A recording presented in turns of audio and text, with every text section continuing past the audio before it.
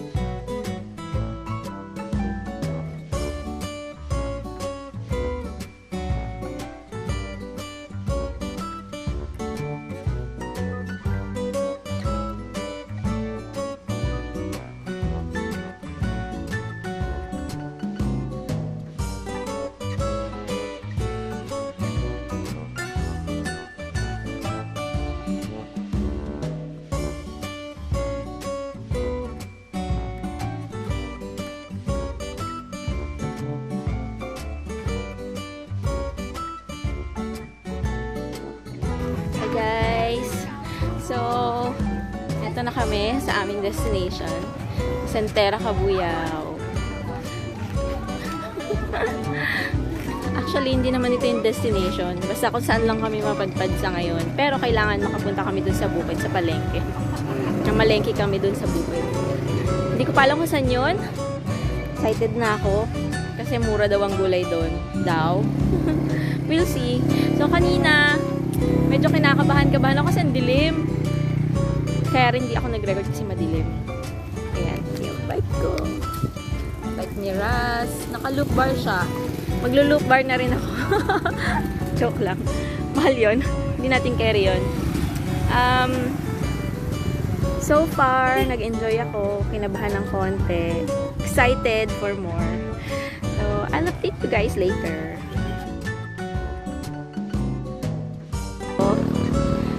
So, bukiran. Tapos may palengke doon. Nandun si hubby. Mamalengke siya. Bahala na siya doon mamalengke. Nagigag. Sayang mag-bike. Pero nakakatakot. Taka ba? Nakabahan ako sa mga sasakyan. First time kong mag-bike sa sasakyan. Sa highway. Sasakyan. Naman sa nature. Ngayon na ako nakaalis ng bahay, guys. Joke. Hindi naman. Ang saya. Ang saya talaga. Saya mag-bike. Kaya kayo, bilhin na kayo ng bike sa amin sa Sam Cycle House. At sumama na kayo mag-bike.